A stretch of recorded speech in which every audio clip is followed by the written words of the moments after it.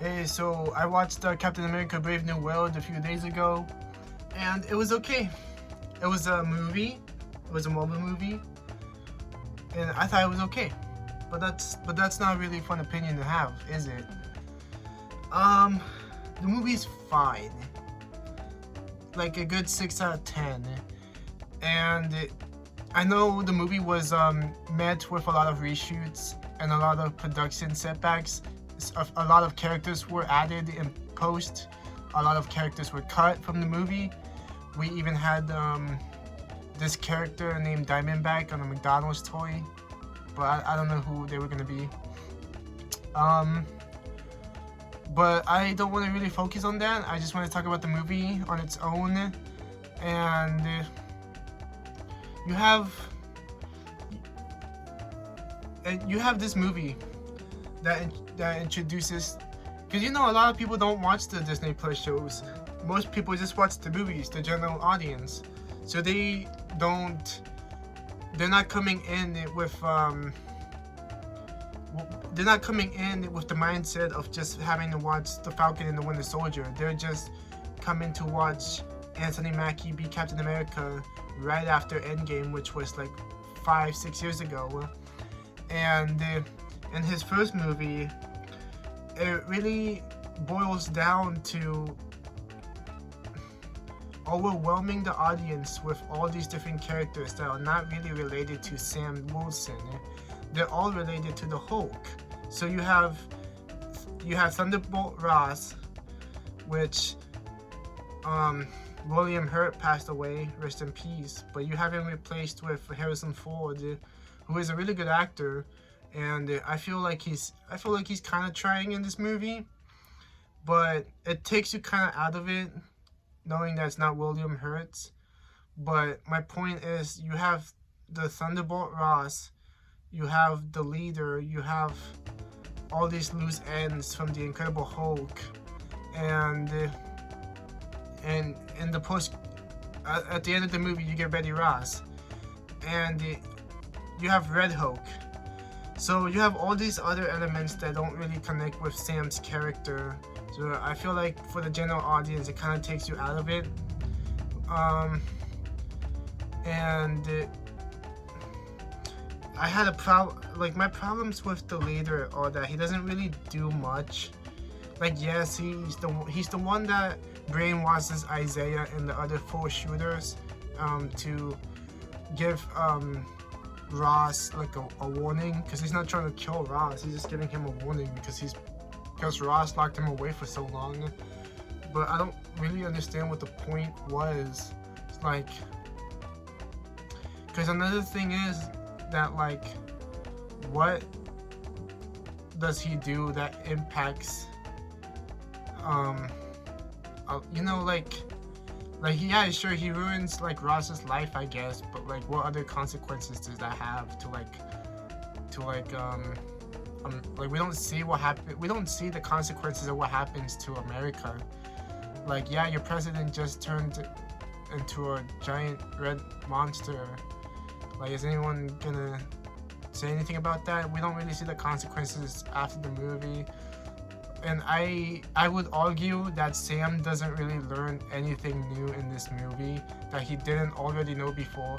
He already went back and forth in the show about whether he should take the serum or not, why it's not necessary to, why it's better to give an example of not having this regular guy fight all these battles.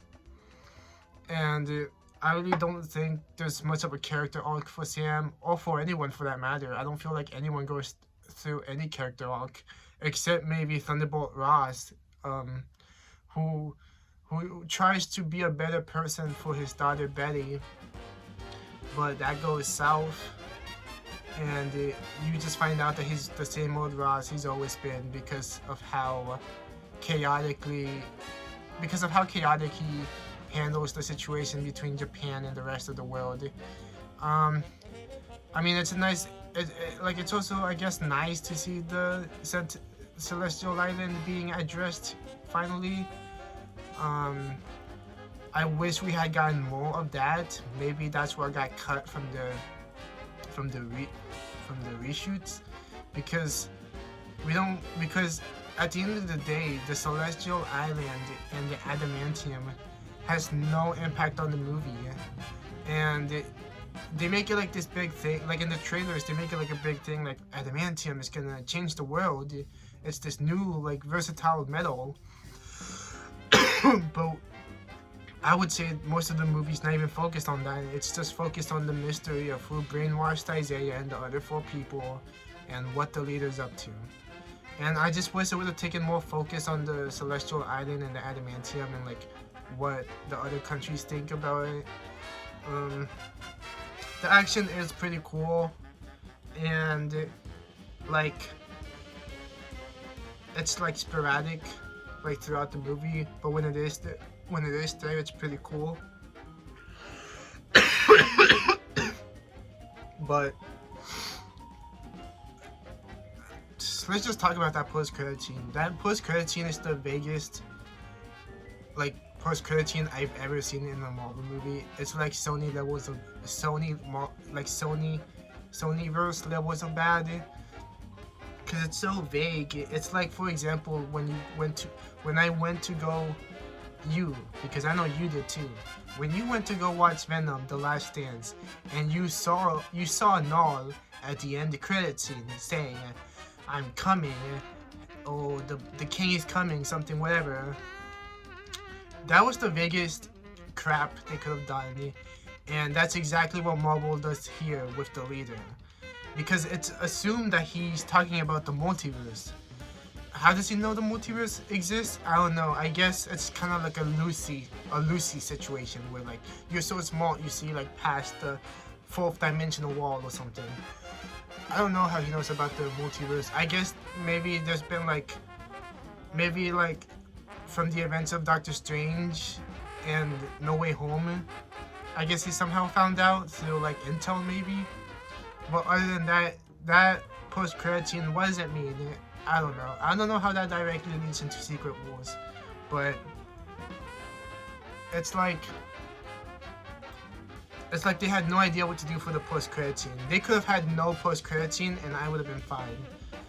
But those are just my condensed thoughts on the movie. Let me know what you think. I didn't want to make this video too long because I don't think this movie deserves my time. Should it deserve your time? That's up to you.